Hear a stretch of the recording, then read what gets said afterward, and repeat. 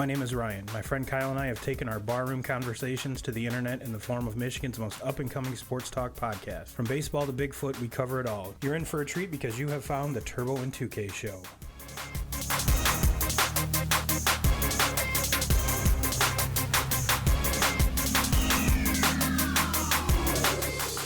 What's up, 2K crew? This is Turbo. As always, himself in the flesh. Across the bar from me is Mr. 2K's Kyle Kaler. We've got one hell of a show for you. We've got a special guest in the house. So with all that being said, let's get into this shit. Because we've got a lot of show. And I do apologize, folks, if this does go over an hour, because we're going to try to jam-pack a lot of shit into a tight package. So let's get this going. All right. Well, we have a Mr. Jake Bergh in the house. And we're going to kind of lead into what he's doing here, besides providing us with some awesome Natty Light Natter Days. Natter Day. We'll get into that a little bit more, and we want to take a special Turbo and 2K's tribute, or give a tribute. You can't take a tribute, can you? No, I don't think so. I think you have to give it. Yeah. It's not a give and take situation. No. So we're gonna give a special shout out to quite possibly two of the most iconic of our time, our generation basketball players. And you can argue till you're blue in the face about what these dudes did on the court, but what they are as people and what they mean to the sport, you can go fuck yourself. Because Dwayne Wade, Dirk Nowitzki, in my eyes, both went out on top. Absolutely. They both went out on top. They are two top-notch individuals. They mean a lot to their respective communities. I will argue the fact that Dirk is the best international player ever to play the game. I mean, by far. I mean, you can look at the scoring, rebounding. He pretty much made the stretch for what it is today. I mean, before him, there wasn't a lot of 7-foot tall dudes hitting threes. Mm-hmm. And if they weren't doing it at nearly the rate that Dirk was. And D Wade, I mean, you can say what you want. He needed players to win. He needed Shaq to win his first. And then, not one, not two, not three. Shut the fuck up about all that. Because from what he came from to where he is now, in my eyes, the man is a legend. Absolutely. And he didn't even I don't even say that he needed Shaq to win that championship. I mean, that was his team at the time. He went out and won it. You're talking about one of the best shooting guards ever to play the game. I mean, he's the next. You go back to Michael Jordan, then you had Kobe Bryant as a shooting guard, and I consider Dwayne Wade the next guy in line right there. Yeah, so. Absolutely. And those two will walk into the Hall of Fame first ballot. And if they don't, there's something wrong with the NBA. There's something extremely wrong about the NBA. But we just want to take a quick little time out to tip our caps, and toast. The thing I love the most about both of those guys was there was never any drama around them their entire career. No. And you look at D Wade playing with LeBron, and you see now LeBron carries drama with him everywhere he goes. And D Wade... he was never involved in any drama. He just went about things the right way, and he goes out a champion. Yep, I will 100% agree. So let's take a cheers, kinky clinky, Hoist them, to two great careers and two lovely individuals. All right, now that we got that out the way, let's get into the reason one of my very good friends, Jake Bergh, is here. Jake and I have known each other for quite a while. For all of those that don't know, he's the one that got me into my current profession, or kind of gave me the kick in the ass to get started, which Everyone needs one. And I will be forever indebted, that is for sure. But that's neither here nor there. Jake is our Turbo and 2K's senior golf analyst. And we're not talking about he watches lots of old dudes play golf. He's the most seasoned. I do like watching old dudes play golf too, but on the other hand, I mean, I'm an avid golfer. I really, really enjoy the sport. Something that really intrigues me about golf is that you can go out there, you can kind of relieve some stress if you're doing it as an amateur, or you can do the same if you're watching it on the Masters or watching it on the TV if they're playing another match. I mean, there's something about golf that's just truly unique. Well, there's a lot of folks that say golf is like sex. Everyone thinks they're really good at it. Right. And we all know that's not the fact. Yeah, because I suck at golf. Oh, hey, yo. What? Hey, yo. I think we all do. But these guys playing this weekend, I mean, they don't. No, the scores are getting lower and lower and lower at the Masters, and that's pretty much the bare bones reason why because Kyle's an avid golfer. Jake is by far the most avid golfer that I know. I'm a hack. I go out probably 7-8 times a year, and I've golfed with both of these fools, and I will have the shittiest round. But get me in a scramble, and I'll shock the shit out of you. I'll drop down a 20-25 footer, probably each side, to save birdie or par. But that's the thing with golf is even if you're not a very good golfer, you hit that one shot that time that you're out, and you're like, man, I could do this all the time. I got to come back. I got to come back tomorrow and play again because absolutely. I birdied the 7th hole. I got to come back out here and do it again. And then 3 years later, you get your next birdie. Yeah. 3 years, 2 sets of clubs, and about eight 7-irons later. Yeah. And a little bit of lying to the wife, maybe. But, other than that. Are we talking about the sex or the golf thing? Yes. All right. Now that we got the introductions out of the way, yes, Jake is here to kind of help us break down the Masters today. And the Masters is one of those things that's kind of on the checklist of when you know spring is here. MLB opening day, the Masters kicks off, and then, of course, everyone's favorite drinking beer and grilling out holiday, Memorial Day. Mm-hmm. So those are like the unofficial starts to spring. Excuse me. So now that we have 2 of the 3 out of the way, and we're doing this on Saturday, by the way, so we really can't give you an up to date as to who's winning, who's losing, or who's hitting it all the way in the trees. Turbo. Yes, yeah, that would if I will hit every tree on the course, I promise you. But just to kind of give you guys a little heads up, we're gonna break down Thursday, we're gonna break down Friday, we're gonna have what happened today, and then we're gonna give you our final predictions for Sunday. And after all of that, after the golf talk, we're gonna dive into baseball because that's what Kyle and I do the best. So if you're looking for the baseball talk, hang on because we're gonna get you there. All right, so Thursday. That was, in my opinion, it was a lot of folks were expecting lower scores. They were, especially out of Jordan Spieth, which, he's got a problem with his putter.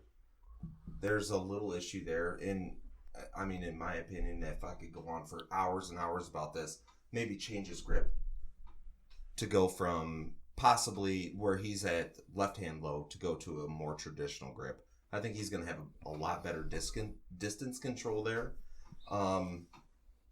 That's really the biggest disappointment. Maybe Rory McIlroy too. Yeah.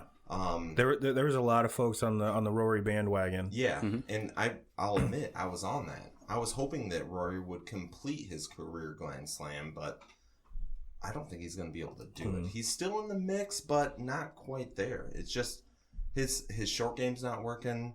Driver's not really working. Everything off the tee box isn't working for Rory. So and speaking of off the tee, I was watching a little bit on Thursday and was shocked how accurate Tiger was. Yeah, everything was very good off the tee box for Tiger on the first 2 days. Thursday and Friday both. And it seemed to me, and like I said, I'm not the golf aficionado like you two guys are, but it seemed like his swing was more under control. He wasn't trying to swing out of his shoes like he had been. And he was able to put the ball right, put the ball left, fade it, draw it, wherever he needed to go. Yep, he was shaping the ball well. He was driving it, a long way. Tiger's, 43 years old? He's still driving the ball a carry of 311. Yeah, which is crazy. That's a huge drive, especially for someone that just had back surgery. That's huge. Driving's not the most important part of it, but when you drive it down the fairway, you have a nice approach shot. Yeah. That's how you make birdies, and that's what Tiger's doing. Now, see, that would be the downfall of my game because I never play in the fairway. I need the rough for my approach shot. Of course, yeah, you need a little stuff on it. But, sticking with the Tiger thing, he's the one that always says that, your game needs to be complete in order to compete. And the one thing that I saw in the downfall of his round both Thursday and Friday well, I guess you're nitpicking if you're saying a downfall because he's 2 shots back right now. And, today's Saturday is moving day. He played well. Yeah. It's just that there's a lot of other folks that are just knocking the cover off of it. Absolutely. But it to me, it seemed like he could drop a 20-foot putt, but he was missing 4 and 5 footers. Absolutely. I would say the thing with Tiger so far this week is he just hasn't had all of them in the same day yet. You look back on Thursday and Friday where he's hitting the driver well, but he's not knocking down the putts that we're used to, Tiger making all the time. Right. And then we watched today, Saturday, and to where I thought, he was probably at his best today because it was like watching typical Tiger. He was knocking down putts. You know what you're going to get out of his irons all the time. He never loses his iron play. No. Yeah, he's dialed in there. Yes. Yeah. But today he didn't have his driver. He was a lot of his second shots he's playing in the trees but he makes that work. Like he's so good that he can shape a shot out of the trees and everything and still put something up on the green, and then he can go up and knock down putts. And he was doing all that today. But if you put all those together, like I think he's going to do tomorrow, I think he's going to put them all together. He'll be Tiger of old then. Yes. And yes, I think Tiger's going to have a red shirt Tiger Sunday tomorrow. It's going to be huge. I mean, of course, he's missed probably 3 birdie putts that were within 4 feet. Yeah, but he's still in the mix. I mean, he's right up there with him. Mm-hmm. So to say Tiger's out, I don't think so. I mean, he's got 4 majors to win to tie with Jack Nicklaus for the most majors of all time. He's got 2 wins to go with Sam Snead, which is the most wins of all time. That's huge. Oh, yeah. He has the potential to be the greatest golfer of all time, and I think he's going to be able to do it. Mm-hmm. And there's something to be said about that, too, because I will argue that whether he gets to those numbers or not, he's still the most influential person in golf ever. Oh, absolutely. Absolutely. Absolutely. If he's, for lack of a better terms, he's the Michael Jordan of golf. I would agree 100%. He brought more people onto the golf course that would have never been there. Right. Never. And I'm not talking anything about racially. I'm just saying he brought more people onto the golf course because he made it not like this snooty old guy sport anymore. He made it exciting to watch. Yeah. He was able to do things. I mean, he was like just able to do things that no one else was able to do with a golf ball. Right. And he did that for the last 20 years. So, I mean, if you, and I'm just throwing this out and think about it for a second. Did everything that he did in his prime, did that hurt him where he's at today? And I say that because you see all these kids that are in the tour now. The field is significantly stronger, in my opinion, than what it was in early 2000s when Tiger Woods was at his best. By far, you can't argue that. I mean, back when he first started, what do you have? Phil, Nick Faldo, Duvall, yep, yeah. Colin Montgomery. But so me saying that is Tiger Woods the reason why Dustin Johnson, why Ricky Fowler, why Rory McIlroy, why all these big time names, why they got into golf as much as they are? Was it because of Tiger Woods and they see the fame that he had in his prime? Oh yeah, and the game has just. I mean, I look at this field now, and I'm looking at the top 20. And some of these names just totally jump off the map at me. Yeah. To where you have old and new out there, especially in the Masters right now. You have old and new out there that are competing for the same title, the same jacket. And I would imagine that Tiger Woods did spark some of that interest. Oh, he had to have. Absolutely. He had to. I mean, I would imagine that's why Jordan Spieth and Ricky Fowler got into golf, because they were young enough. Oh, absolutely. Absolutely. To know when Tiger was good. I mean, I honestly think Tiger Woods is playing, and we saw glimpses of this last year. Oh, absolutely. I mean, he was in it in three majors. I mean, he was right there on Sunday and had a chance to go and win it. But I think Tiger's back to his his prime, and he's playing at that high level that it takes to win a Masters. The problem is the field is so much stronger now than what it was 10 years ago, 15 years ago when he was winning, left and right. You guys have people out there pounding the ball like Brooks Koepka.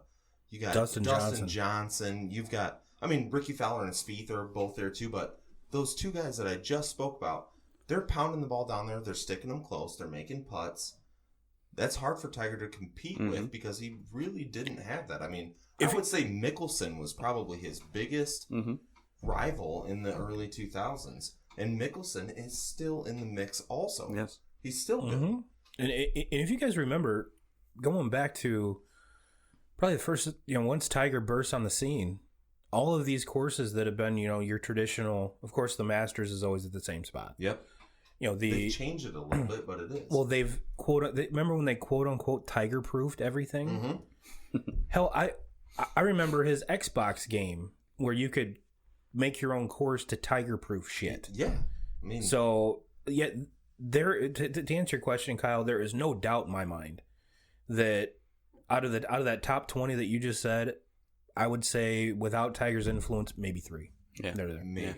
Maybe 3, and they wouldn't be putting up the numbers that they are, because if you picture yourself an up and coming Dustin Johnson. First of all, the man's a giant.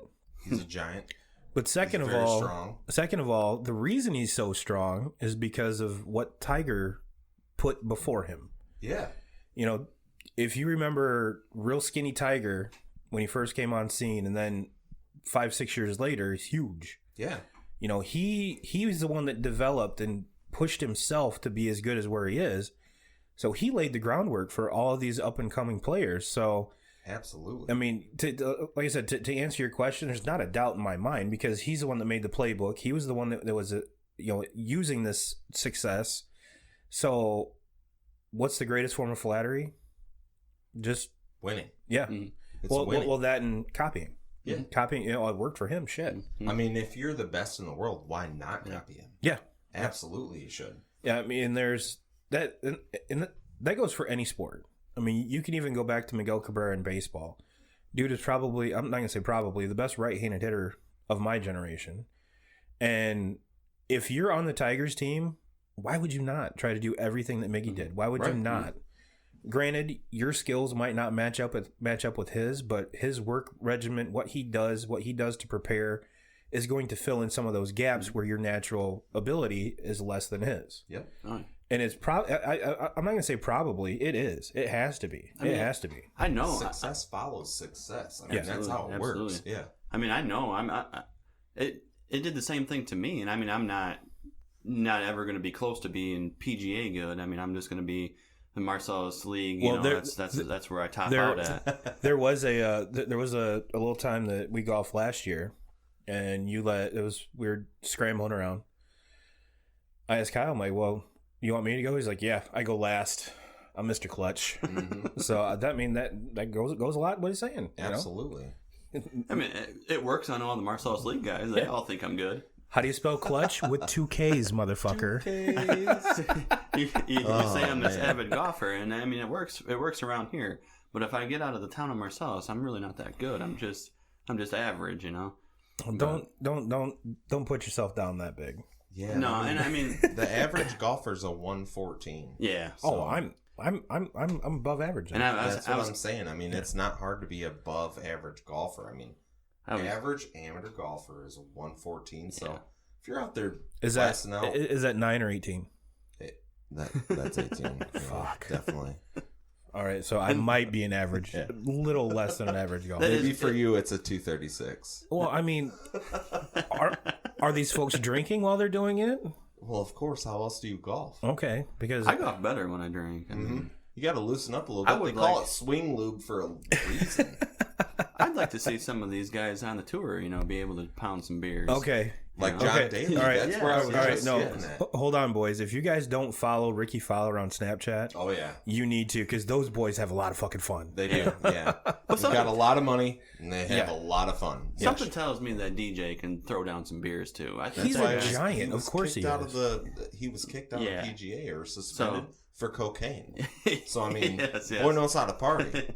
So give DJ a few natter days, and let's see where this where a little shout out goes. To the natter days again.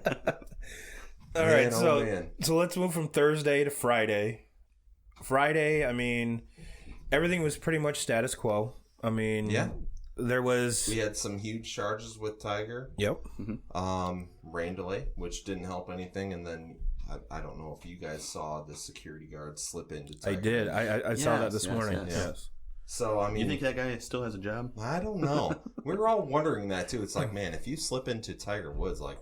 Yeah. Are you still working at Augusta or no? I'm pretty sure he's not even in the state of Georgia right now. Yeah, he probably got flown out somewhere. You cannot slip into Tiger. Like, if it was Paul Casey, we would have been like, all right, whatever. You can keep your job. But Tiger... No. We're losing. If Tiger's not in the field, we're losing millions of viewers here. Millions. Yeah, so wrap his fucking foot. Get this motherfucker out of here. At least he was okay. Yeah. I mean, that was the big thing there. And then my biggest takeaway from Friday is Rose missed a cut. Yeah. Your world number one. Number one. He missed the cut. I mean, while all these other dudes are pin seeking and throwing up massive numbers, your world number one is not there. Yeah. And with the thing with Justin Rose is that you can basically always count on is the guy's always consistent. He's always there. He's like that guy that you look in the standings at any tournament that he's ever playing in, and you always find Rose in the top 10. Absolutely. So that to me that was the biggest takeaway. But today, Saturday, woo, yeah, big day, woo, yeah, big day. We don't call it moving day for nothing. Yeah. So I personally didn't get to watch a lot of it. I didn't, and that's where. And Kyle said he watched it naked for about 4 hours. So that's only because I was watching Tiger. So I'm gonna keep your boner in your pants when your pants are on. I will let you guys take over for kind of give us a recap what happened today. Oh man, so today was a big day. We have Tiger. He is birdie seeking. He's pin seeking. He's making putts. He's making the drives that need to happen. Green and reaches are there. I mean, Tiger's right there. Right there where he needs to be. We also have, a couple other guys up there. We have Francesco Molinari. Who sounds like an evil Disney character. Yeah, a little bit, yeah. Even the way I said it right there kind of sounds like an evil Disney character. Now, before you jump too far into this, I hate to interrupt, but no, you're fine. I'm the host. That's what I do.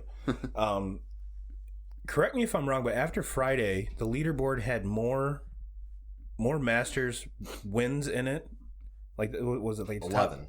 Yeah, at any point in history. Yeah. Okay. So I was not off on that. So the first day was completely different. I mean, everybody was kind of gunning for Rory to do it, but anyway, so we have where am I at here? Oh, we my bad. So we have Koepka up there in the mix. I mean, he's right there. When I got here, he was 9 under, so he's 3 off the lead. I kind of think that Spieth is going to make a charge on Sunday too. When I got here, he was 4 under. He might be making a charge. Still at 4 under. Still at 4 under? So he might be making a charge for the leaderboard too. Sunday is going to prove something at the Masters, which is going to be a little bit different than the last 4 Masters that we've had because Tiger's in the mix, 1. And then we have all these young guns down there that are really gunning for Tiger's position. They have a long way to go, but they also have a lot to prove, and I think they can prove it. Yeah, to me, it's going to come down to who has the fucking onions. Yeah. Who's going to have the onions? Who's going to crack under pressure? And if you get Tiger into that Tiger zone, Sunday red, finger taped up, black slacks, the classic Tiger where the blinders are on, it's win or nothing. So to me, those are the 2 big questions. Can he do that? His play's already said that he's well deserving and well able to win this. Absolutely. But can he get that manual into 5th gear and just because that's something in this big of a stage that he hasn't done yet since he's been back. The thing with Tiger is if he can come out and in the first 3 or 4 holes, get 2 under. Oh yeah, he can beat guys right there. Just being Tiger, guys, just guys, The only guy ahead of him right now is Molinari going into Sunday. He's 13 to Tiger's 11, I think, right? Yeah. Okay. No, yes, correct. And so if Tiger comes out and throw a couple birdies out early, put it right in his face. Yes, and right in his that face. That Tiger effect will, that a lot of guys. Well, that sorry for interjecting. You're right. So that is true, but sometimes, most of the time, Tiger has always came in with a soft round on Thursday, hot round Friday, hot round Saturday, and then kind of coasted his way through his wins. Mm-hmm. So he really doesn't shoot very good scores on Sunday, and I mean it's probably because he doesn't need to. Mm-hmm. He just needs to kind of coast along and win. Yeah. Now he's got these guys that are charging at him, and he needs to play good on Sunday. Needs to. Yeah. So that's the big thing. That's the big question in my mind. Is Tiger going to play good on Sunday? Mm-hmm.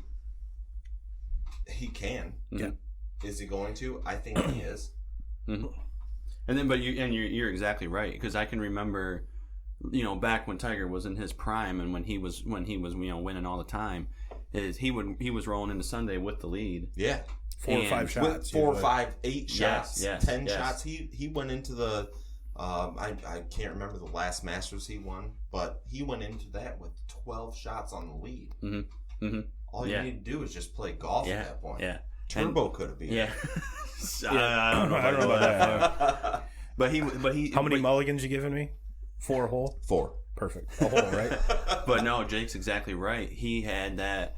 He went in, and I know there's a statistic around it, that has it, but Tiger had that lead going into Sunday. He never lost it. And I don't know. I remember hearing it a while back. There was like a consecutive amount of tournaments that he'd played in with the lead going into Sunday, and he never lost it. Never. He just has that Tiger effect. He wasn't going to blow up, and you see it all the time. I mean, it would not shock me with Molinari having the lead tomorrow and him falling back to 11, 10 under within the first on the front 9. It would not shock me if that happened. That was kind of the thing I was going to say, is that how there's not crowds around these young kids like there is for Tiger. Mm-hmm. The galleries are not nearly what they were. No. And now you bring Tiger in the mix, and then because obviously him and Molinari are going to be paired together. Yep. That's what the projected. Yeah. So there should be one more too. I think it's 3 on a pairing. Finau is? Yeah. Yep. But I think tomorrow they'll pair him up in 2s, right? Yeah. Usually for the final, don't they do in 2s? Yep. Yeah. So not only will the gallery have an effect on Molinari, because I guarantee he's not used to that. Especially leader, like Tiger is. Leader in the clubhouse. Tiger, it's old hat. You know, he it's his gallery. You know what I mean? And if he's bitching about that, then I'm sorry. That's what you created. But no, Tiger has that gallery on Thursday. Oh yeah, he's the only golf. I can remember going to the Memorial a few years back, and Tiger. I was there on a Friday, and Tiger at the time was like 6 over, and there were thousands of people just following him, and I'm sitting here watching, like Ricky Fowler, and nobody even cares about the guy. But man, and Ricky Fowler, and I think it was Ricky Fowler and Matt Kuchar were in the same group, and Kuchar went on to win. He was up at the top at the time. Nobody's even watching. No. We're watching Tiger Woods hitting out of the bunker, and he's 8 over. But man, we're gonna follow that guy everywhere. That's kind of what I was getting to, is that how will he react to that? And then getting to Kyle's point, if Tiger gets off to a hot start, everyone in front of him hearing that gallery screaming every time he hits a good shot, he drops a 15-footer for birdie. What does that do to them?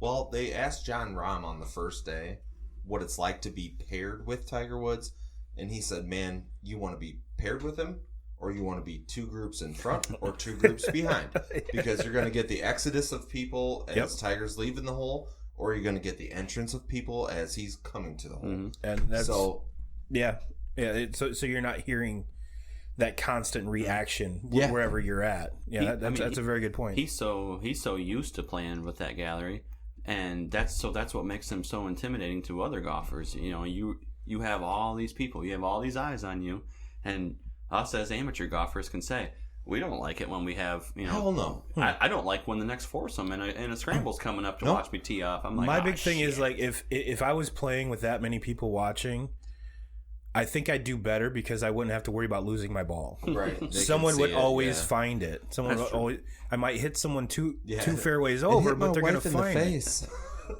Lucky it wasn't this dick. But no. All right. So. My last point I want to make before we move off of Saturday is Tony Finau making a huge jump today. Huge. Shooting 64, putting himself at 11 under. Yeah. He's tied with Tiger Woods for second place.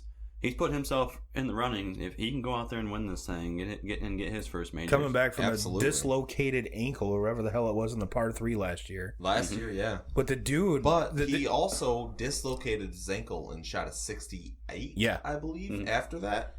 So, Tony Finau is very good golfer. Absolutely. Very good. There is an interview, and what still to this day cracks me up is he nonchalantly pushed that bitch back into place and walked down the fairway. He said it was because he was embarrassed.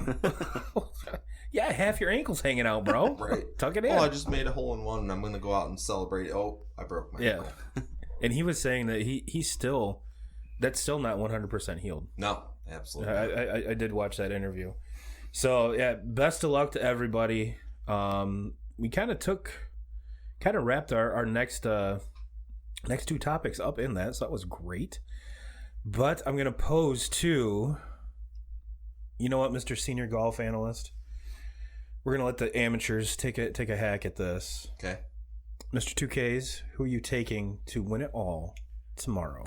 Putting the green jacket on, my most favorite part about the Masters, if I won, would be to make the meal the next year. Fuck yeah. We got prime rib this year, bone in. So who my prediction,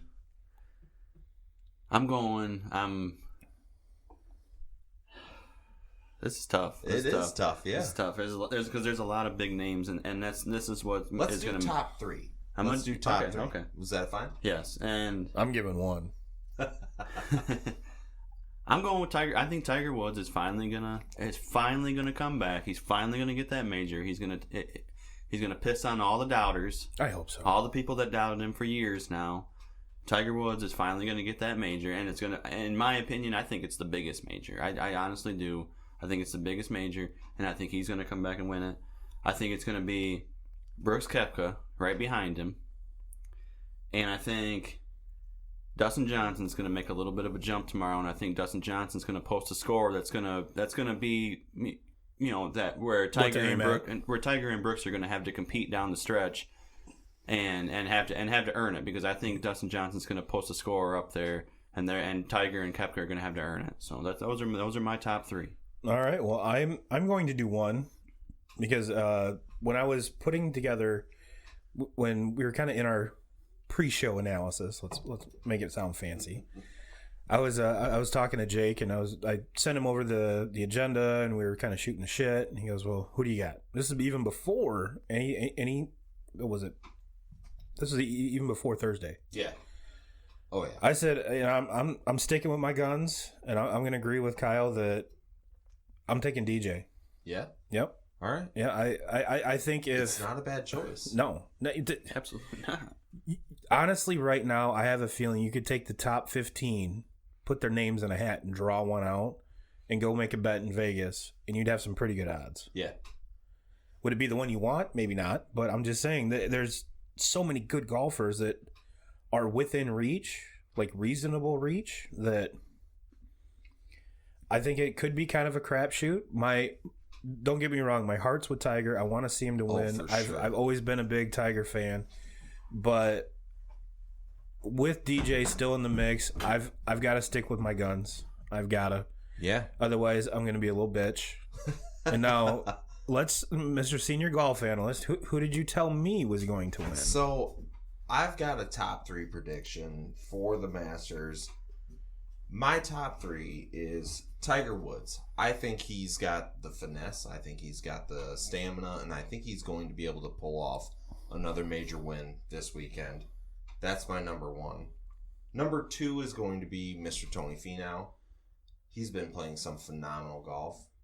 And then number 3 is a little bit of a wild card. Oh, I like it. I'm going to go with Jordan Spieth on number 3. Okay. He's had a great Saturday. He's making some moves.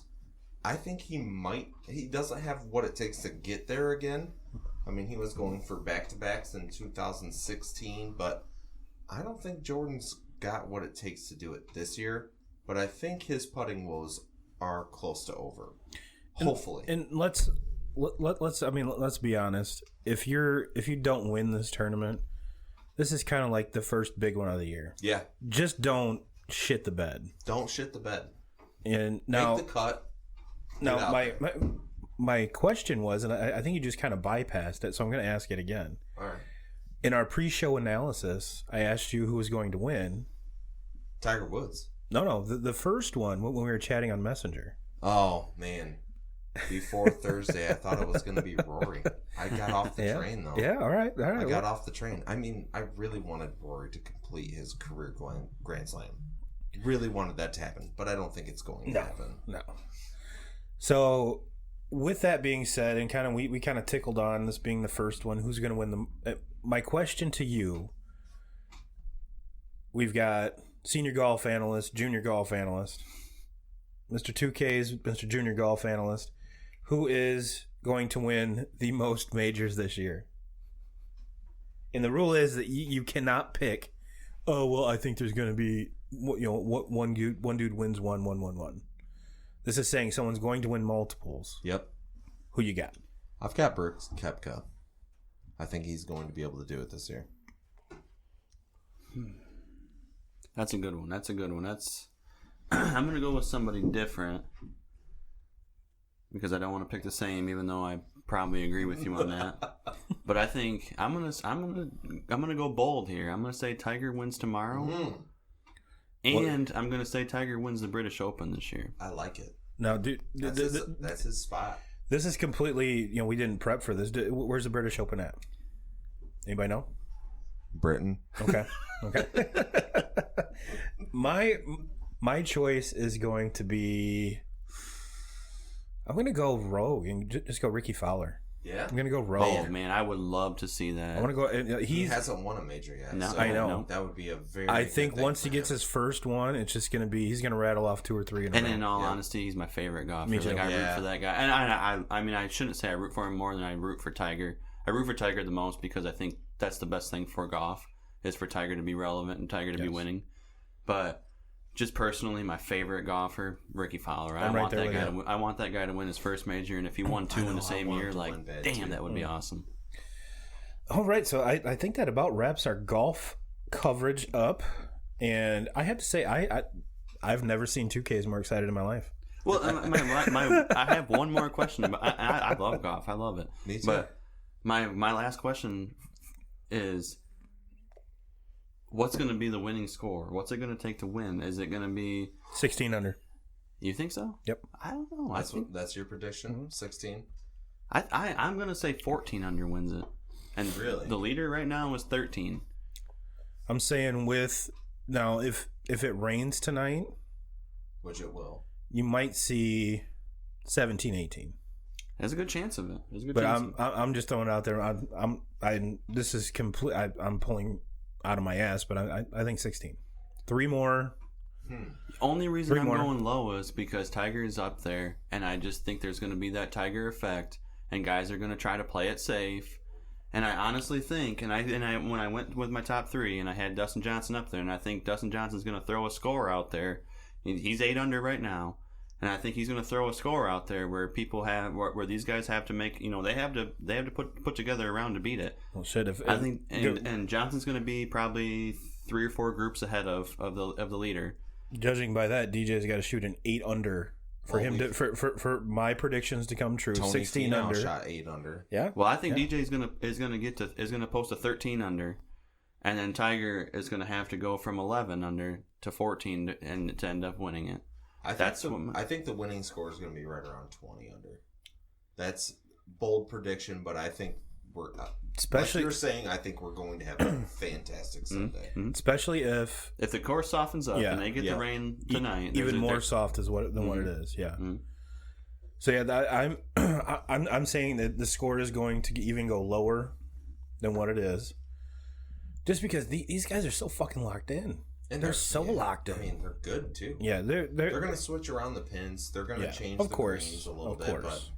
And why I say it's going to be low is, I just feel like guys are going to want to play it safe. They're not going to want to shoot for pins. They're going to play for the middle of the green, and you two-putt. Yes, you can't bogey holes tomorrow. You got to be consistent. You got to play par golf. And when you get your par 5 and you can attack for a birdie or something like that, then they're going to. But I don't know.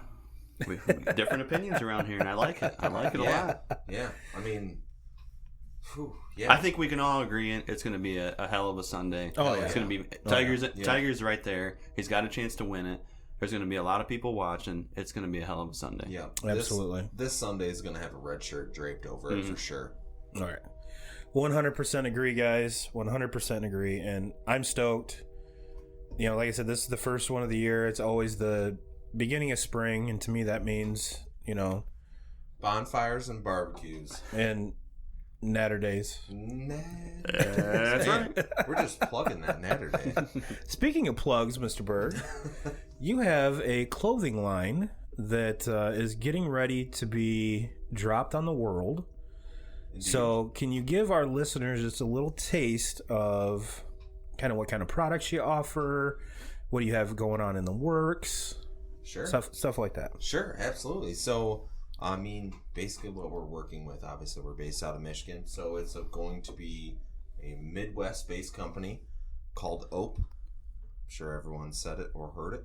That's spelled OPE, everybody. OPE. Yeah, and we're on Facebook right now. We're getting ready to start launching a line of clothing, hats, shirts, pretty much everything else too. Cups, towels, whatever you guys want. Like athletic cups or drink cups? Whatever you want to put in it. No, all right. Mm-hmm. I think I just filled the cup. So, I mean, we're hoping to launch that here at the 1st of May. Awesome. And we will keep you listeners up to date with that, because he does have some dope shit. I've seen some of the pictures of the stuff that you've done, and it looks pretty awesome. It's banging. That. So, that's... You're a good friend of mine. I want to plug that. Make sure that, and for taking the time to come down here and chill with us. Bring your Natter days, and but with that being said, we're gonna lead into the baseball talk. With shit kind of got real with me. We went and had our softball practice, hit some balls around, and wow, you talk about fucking rusty. You talk about rusty. And on top of that, I got 2 more dozen softballs this winter. And you wouldn't think that taking 50 swings, one right after another, would take it out of you. Fuck me. Oh, it will. And we were out. It was me, 2 awesome listeners, very, very good followers.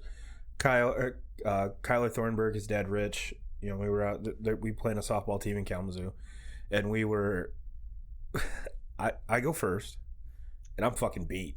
I'm exhausted. So we're all picking up the balls. I get a cramp in my side, like I'm literally think I'm dying.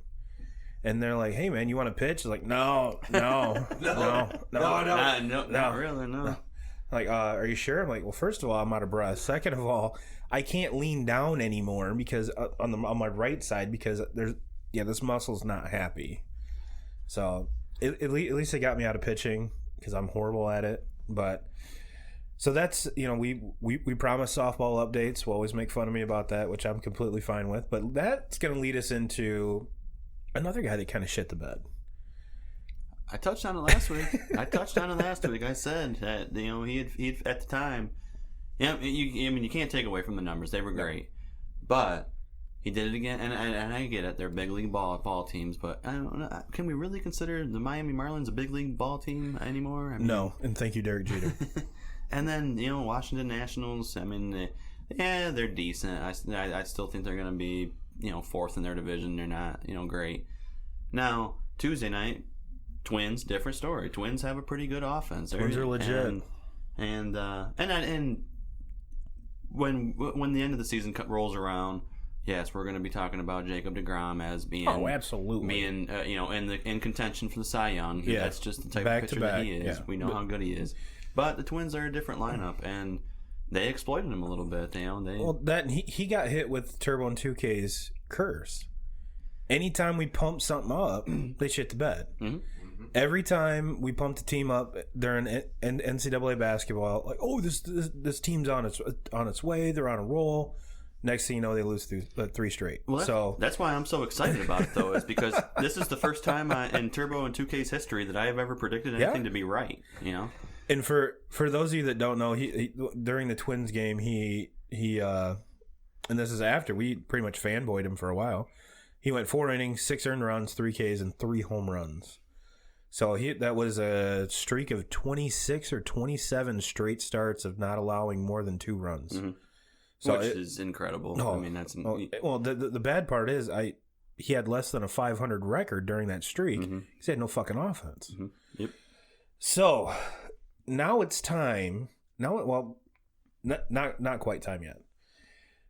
The season started. We had some time to sit back and look at and kind of reflect, absorb, kind of give our zen to what's going on. And there's 3 teams in particular that are off to a hot start, and I think a lot of folks would say hotter than normal start, and that's the Mariners, the Rays, and the Tigers. Mm-hmm.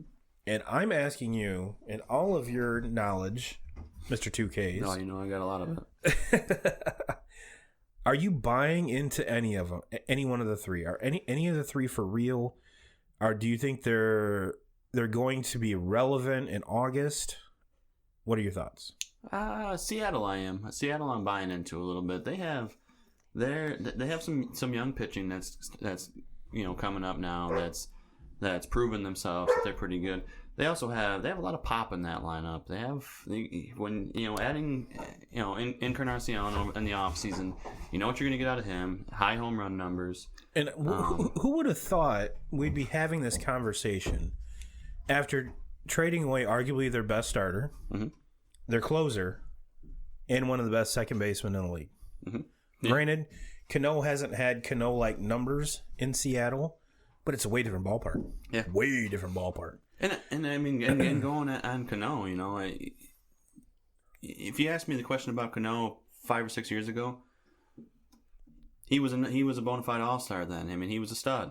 Mm-hmm. I think they upgraded at second base. To be perfectly honest with you, right now with D. Gordon there, or not with D. Gordon, yeah, and I mean they got speed, they got hitting. I mean you really can't say anything about Cano other than he might bat you 270. He might hit you 18 to 20 home runs. That's where I think Cano is going to top out at. No, see that I if you're asking me if I had my choice of who to play at second base, Cano or D. Gordon, I'm taking Cano all day.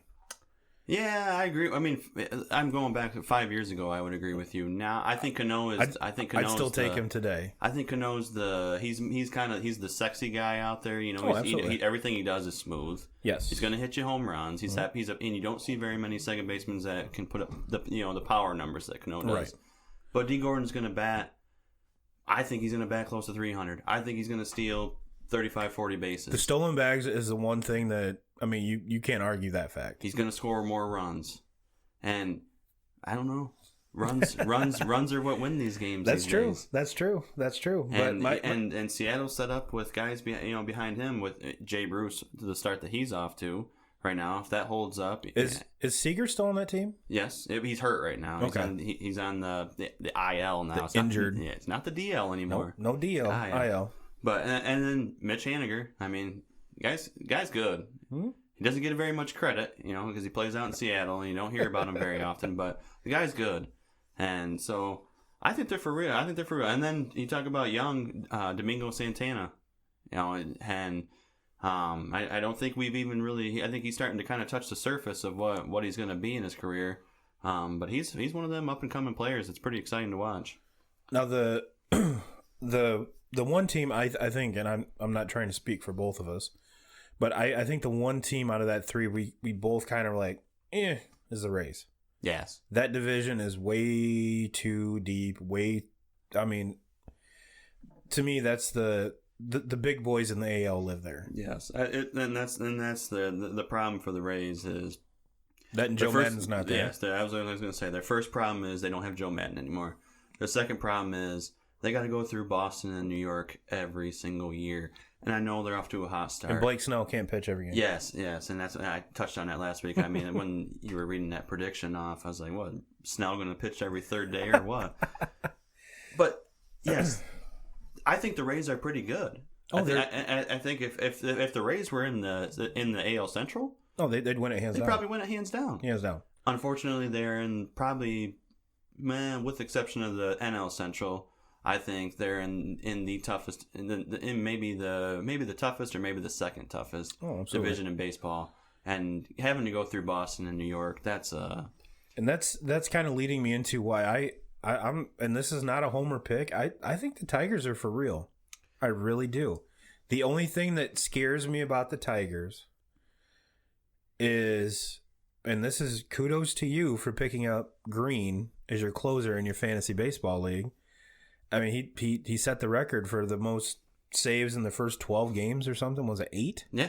8. So it's the same thing it always is with the Tigers. It's the bullpen. Mm-hmm. But the bullpen's been locked down. And I think after we got done recording Sunday, we were talking, and don't they lead the league in strikeouts as a team for a pitching staff? Yeah. That's crazy to me. Yeah. That's crazy. I mean, and you hear some of these bigger names that the Tigers talk about, and especially I'm talking about prospects. Mm-hmm. And you've heard over the years, the starting pitching that the Tigers have coming up is very, very promising. And then you start talking about Candelario and Lugo and Daz Cameron and all these position players that are up and coming. But the thing that's kind of went under the radar is all these young arms in the bullpen coming up.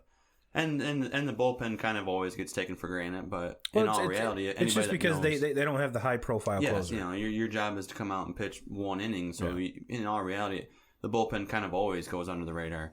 But anybody that knows a lot about baseball is a solid bullpen wins you a lot of games. A solid bullpen. Why do you think the Yankees spent all that money? Yes, and that's they're looking at their starters to go 4 or 5 innings. Mm. They don't care.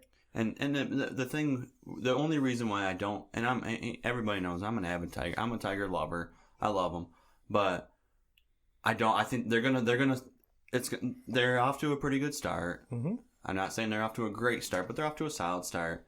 They're gonna fall back to the pack. I don't think they're for real yet. They don't.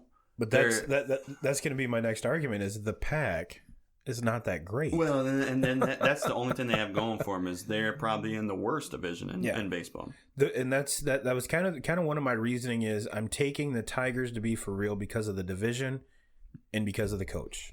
Mm-hmm. Ron Gardenhire is the best coach out of all 3 of them. Mm-hmm. And I think, in my opinion, Tigers fans do not give up. Will they make the playoffs this year? Probably not. But making the playoffs doesn't mean they're not for real. I think the Tigers are 2 years away from being dominant for a while. Yes, absolutely. Their problem is they have some guys that some starting pitching right now that are, I think, a little pitching out of their minds a little bit. Yeah, I think that's going to come back. Everything's going to even out a little bit. Jordan Zimmerman, he got knocked around a little bit in his third start, but he's not winning the Cy Young. Yeah, no. Matthew Boyd's not going to be the AL strikeout leader. That's not going to happen. That's not going to happen. Is he a solid pitcher? Yes. The guy knows how to pitch, but he's not going to be the AL strikeout leader. That's not going to happen. No. He's going to fall back to where Matthew Boyd belongs, which is a solid number 3, borderline number 2. Yes. All right. So now that we got that out of the way, we're going to give you our official Turbo and 2K's way too early MLB picks. We're going to go down, give you guys how each division is going to finish, American League, National League.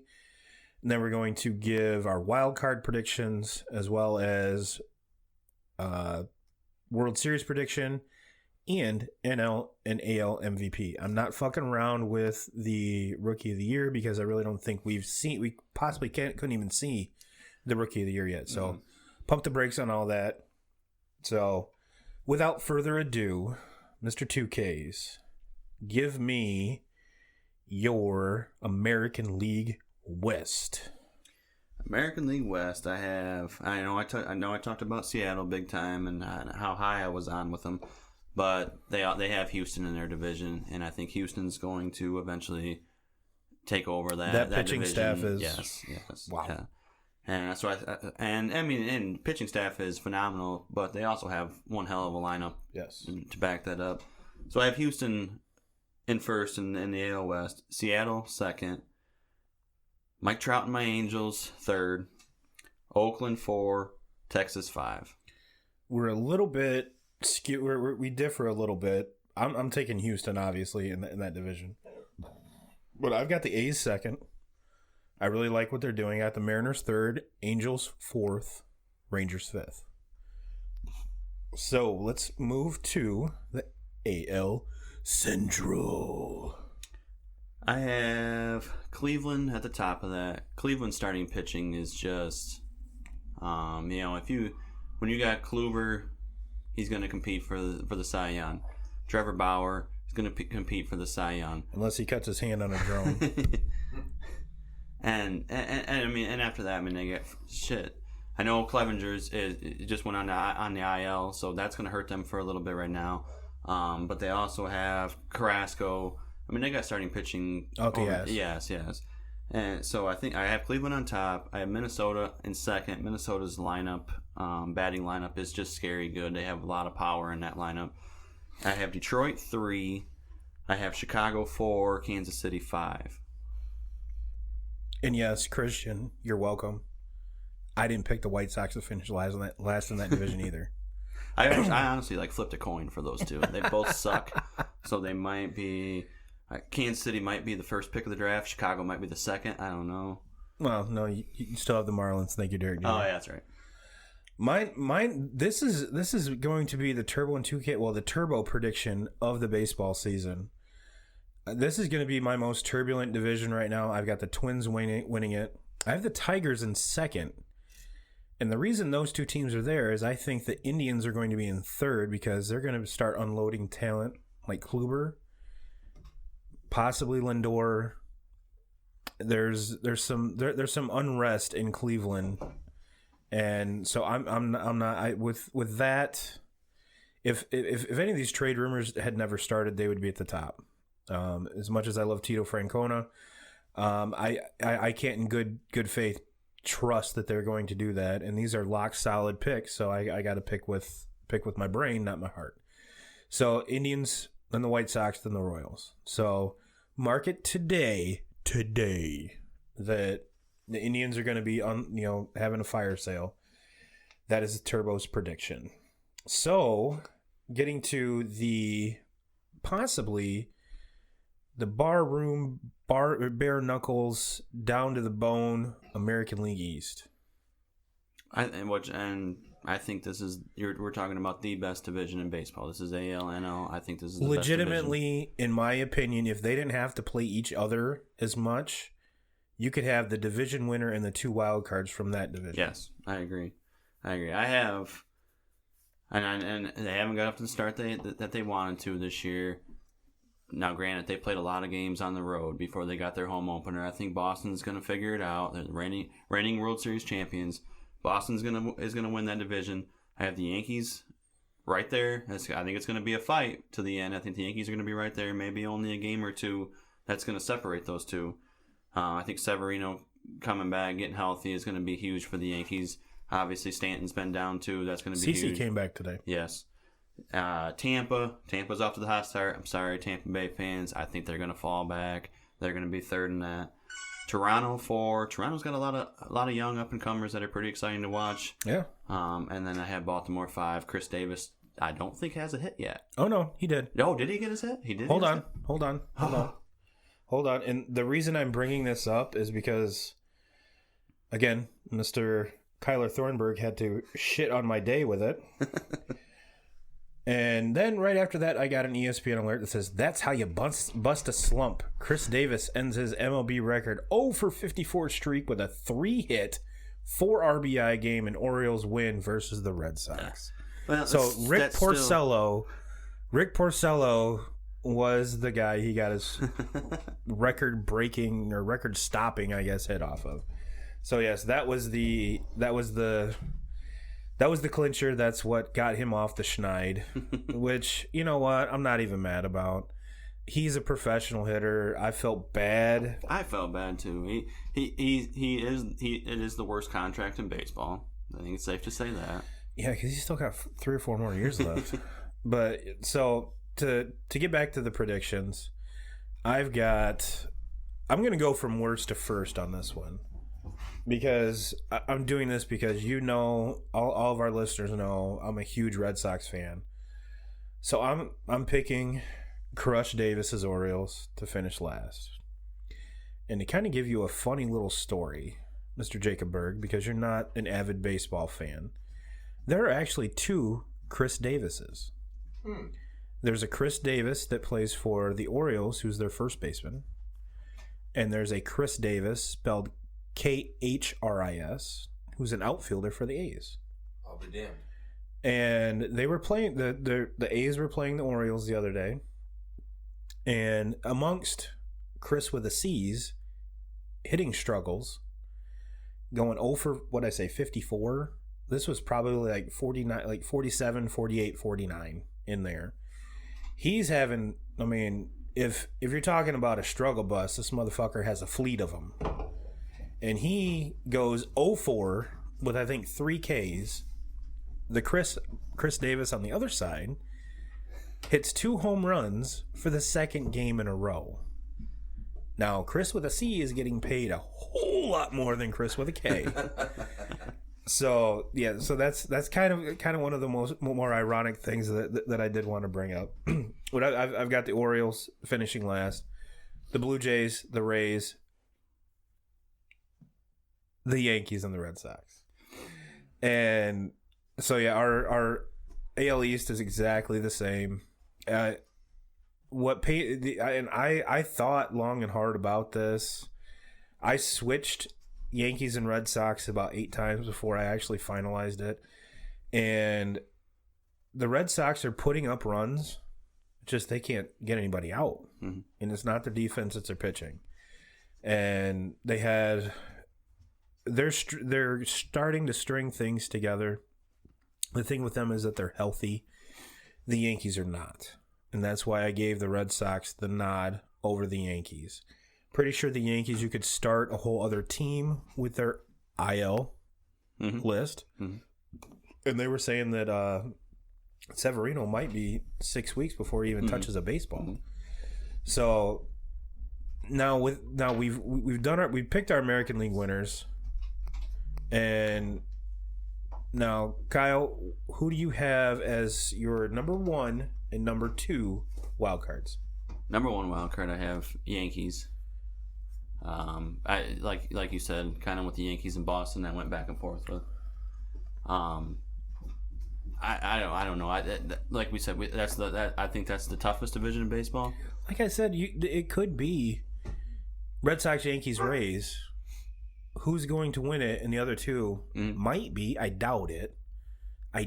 But the other 2 might be wild cards. Yeah, absolutely. And I mean, I would go as far to say that Boston and the Yankees would be one hell of a World Series. I mean, if they weren't both in the American League, right. Just do away with the National League and let the 2 best teams in baseball play against each other in it. But so I have the Yankees as my first wild card, and I think I talked a lot about them earlier. Seattle, I'm jumping on that Seattle bandwagon, and I'm saying Seattle's going to ride it out, and they're going to be the number 2 wild card. I agree with the Yankees. I'm going from the same division for the number 2, but I'm taking the A's. They're intriguing. I'm taking the A's. They're very intriguing. There's a lot of things about Oakland that I like. And getting back to the Chris Davis discussion, that's one of the good things they have going for them. Yes. So let's kind of flip the script and go to the National League. I'll give you mine first on this. National League West, I've got the Dodgers winning it then the Padres, Rockies, D-backs, and Giants. Who do you got? I have Dodgers winning it. I have San Diego in second, Colorado in third. I got San Francisco fourth and Arizona fifth. So the only thing we have different is San Francisco and Arizona. And I think that the Paul Goldschmidt trade, that kind of put a bad taste in my mouth with the D-backs, but they've got a lot of young talent. They got a lot of young talent. The Giants, I think, are overridden with way too big of contracts. Bad. I mean, they own the worst contracts. Yes. You signed Jeff Samardzija for $90 million. That's coming from a Notre Dame fan. That hurts my heart. All right, so let's move to the NL Central. I've got, sorry, Jay Stone, but I got the Brewers winning the division, Cubs second, Cards third, Pirates, then the Reds. If it weren't for the Marlins, I would say the Reds are the worst team in the NL. I have Milwaukee first, Cubs second, St. Louis third, Pittsburgh fourth, Cincinnati 5. So we're pretty much chalk on that one. Yep. Now comes the fun one. This is tough. This is tough because these top 3 teams, I think you can put in any order, and there's a good chance. I'm gonna say the top 2. I'm not sold on the Mets quite yet. I am, just because they're pitching. But they've always had that injury bug that. That's the only reason I'm saying I'm not sold on them. Can they do it? Absolutely. But I'm going Braves to win it. Phillies, Mets, Nats, and Marlins getting the number 1 overall pick. Thank you, Derek Jeter. I got the Phillies winning it. I have the Mets second, Braves third, Washington 4, Miami 5, and I agree with you. Miami's going to be competing with Kansas City and Chicago for that last pick. Yeah. And what will happen is they will draft a stud, and he'll make a splash, and Derek will trade him. So that is tough. That is a tough. Talking about the Phillies, Mets, and Braves, that is tough. I think all 3 of those, and we touched on the Mets there. Their pitching, I think, is gonna keep them in a lot of ball games. Yes. Obviously the Braves lineup. God. Yeah. And then the Phillies doing everything that they did this offseason. I mean, pay off. The Phillies went from kind of that team that nobody really gave a shit about to all of a sudden, man, they got some players in that lineup. They're scary. It was kind of going back to the early 2000s when they, Ryan Howard, Jimmy Rollins, Scott Rowland, that whole team blew up. So they definitely have the pieces in there, but I just think the Braves are too talented all the way around. All right, so who are your wild cards? Wild cards, I have the Cubs as the number 1. I think the Cubs and Milwaukee is going to be a very, very close battle there in the NL Central. And then I have the Padres. All right. I like what the Padres are doing there. And I'm not just saying that because of the Machado signing. You got the Tatis Jr., you got a lot of those huge young kids. But the Padres have built from the bottom. They've got draft pick after draft pick. They got a lot of young talent there that's very exciting to watch. Very, very, kind of reminiscent of what the Astros did. They don't have very much proven pitching yet. That's the part that scares me. That's what scares me away from them a little bit. But I think those kids are going to pitch it, and I think those kids are going to get themselves in the wild card this year. My 2 are Phillies number 1 with the Cubs being second. And what strikes me that both of us think rather highly of the Cubs and the Red Sox, even though combined the Tigers have more wins. So, like I said, it's early. It's early. Yeah.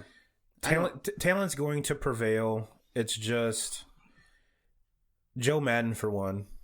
I just can't bet against him. I don't start really paying close attention to statistics and standings until you get through 4th of July. Yes, you get into July, you get through June, you get into July, you get into the dead of summer. That's when you're going to start seeing the best. That's when the weather's going to get better. All these Latin kids are going to Tigers and Tigers and Twins this week are playing. Yeah. And it's 32 degrees there, and I think they just got like a foot of snow the night, in the last 2 days beforehand. But so let's let the weather heat up. Let's let some of these guys, let's let the season begin. Everybody's going to get hot. But it's one thing too that you can say that you can't win the division in the first month.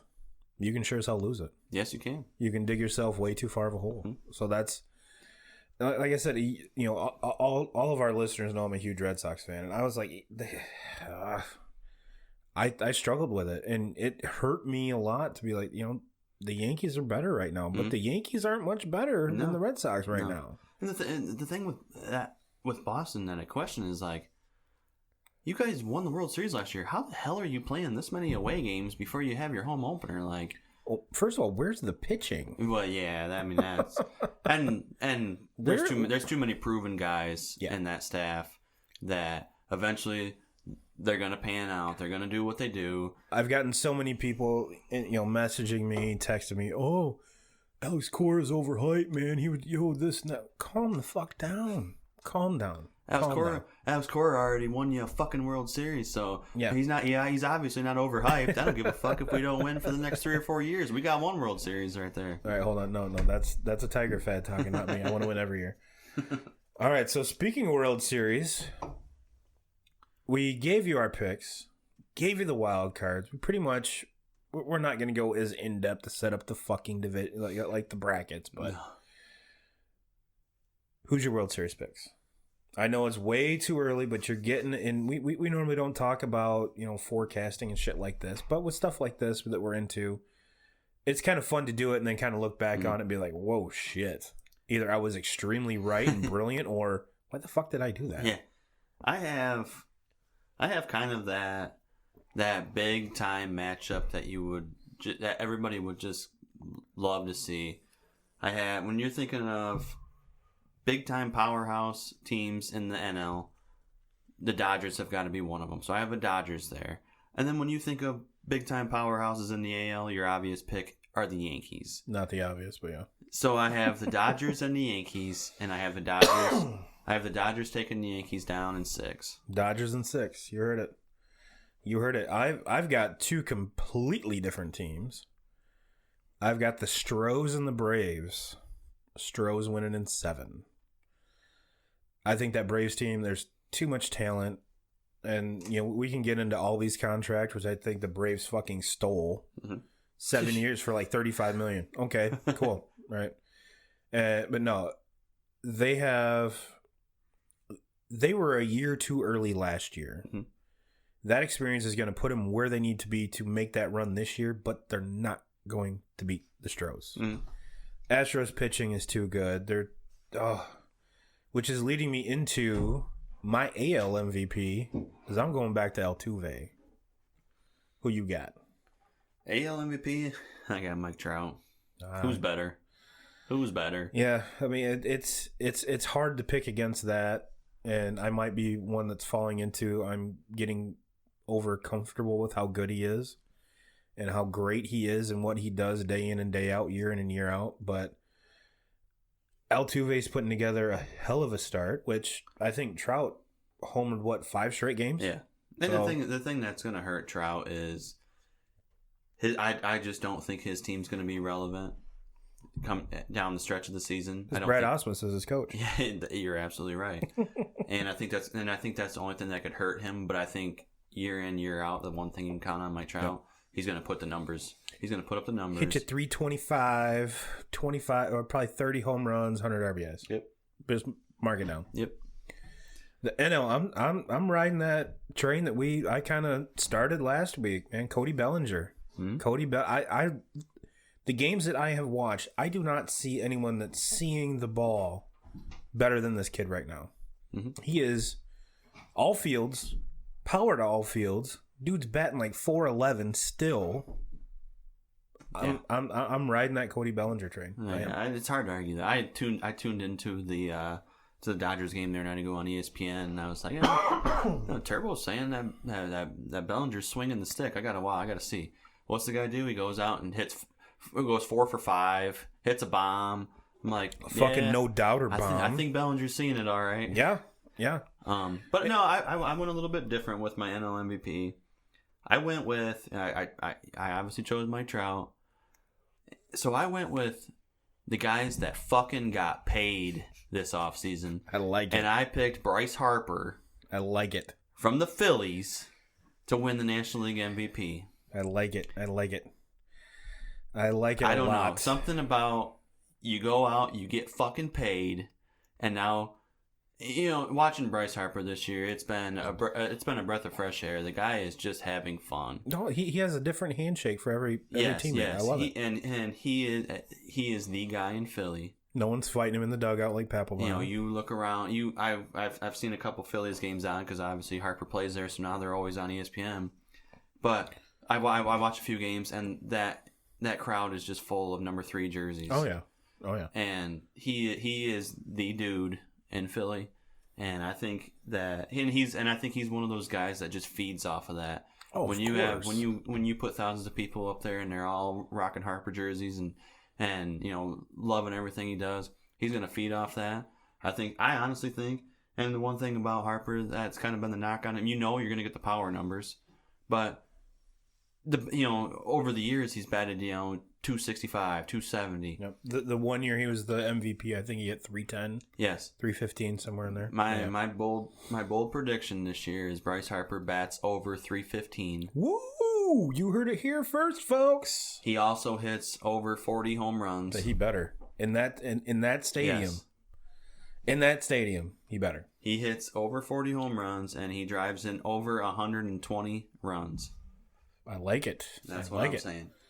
I like it, and this is kind of prefacing into when we actually get a chance to start picking games. We're gonna have a game where you it's either paycheck or onions, and one game that you're gonna bet your paycheck on that or that you feel is going to be an absolute winner, and then you're gonna bet one that's fucking onions because you're grabbing your balls. But all right, this is that 30-1 that I'm grabbing here real quick.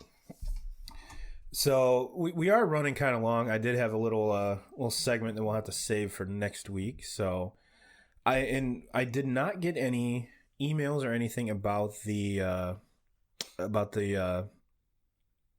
the video game thing going into varsity level. So what I'm going to do is I'm going to actually do some research. I know, get off my ass and do something, but that's probably it probably won't be next week. It'll probably be 2 or 3 weeks from now, because I want to make sure that it's one of the, I mean, obviously what we talk about is pretty irrelevant, but this is actually kind of a relevant thing and I want to make sure that I get it right. And we might correlate it with another local coach to kind of get their input as well. So we might have a whole, especially I think so, and Kyle, you can correct me if I'm wrong, but I think a discussion like that would be better held with more than just you and I. Yes, I totally agree. It's a little bit of a touchy subject. Yes. Especially with some parents out there. It's going to be, I have my opinions, but I don't want to just, rifle them out and for our listeners to be like, oh, geez, 2Ks is kind of a dick. Well, you are, but not in that realm. But my big thing is this: I want to make sure that my argument is valid before I actually throw it out. And so, yeah, give us a couple weeks. We'll touch on that. We haven't forgotten about it, and please reach out to us with your opinions. And if you want to be left anonymous, that's fine. Just tell me in the email that I'd rather you not say my name, but you can read my email. Because, like I said, it's an issue that's going to keep resurfacing. So why not talk about it at its infancy stage rather than bitching about it later? So that's kind of my thing. And so yeah, I did want to touch on that real quick. And the segment that we're saving, it's actually pretty good. It's pretty funny. So keep tuned for that. But with all that being said, you know how to get a hold of us. turbo12ks@gmail.com. You can find us on Spotify, iTunes, Stitcher, Google Play, YouTube, and probably by the time this airs, iHeartRadio. You have to be, you have to have your podcast for so long before they'll even look at you. So I want to say tomorrow, April 14th, is our anniversary date. So I will make sure that we apply for that to see if we can get at you on that. With that being said, look us up on our Patreon page, patreon.com/turbo2ks, Instagram, Twitter, Facebook page, facebook.com/turbo2ks. Without all that being said, we've had one hell of a show. We crammed a lot in. Yeah. We're about at the hour 20 mark, which is fine. But big shout out. I know Jake had to leave. He wanted to actually hang out and stay for the whole thing, but he had to take off. So big shout out to our senior golf analyst, Mr. Jake Bergh. And you will be hearing from him more often because, like I said, he's my go-to golf guy. Mm. And actually, the kid hits the ball really well. Really well. So the three of us might have to maybe grab your dad and do a foursome and actually go do something. Well, if he hits the ball really well, we might have to, throw some money on the line. I hit the ball pretty well myself. All right. Well, I'll let him know. I'll let him know. And Jake's not one to shy away from that. So, so with all that being said, thanks for tuning in, cats. The 2K crew is always awesome. Keep commenting on shit in the Facebook page. Send us some emails. Give us some topics. What's on your mind? Tell us we're full of shit. We love it. We love it. And with that being said, we're going to get out here on this. And Jim Rome, we're coming for you.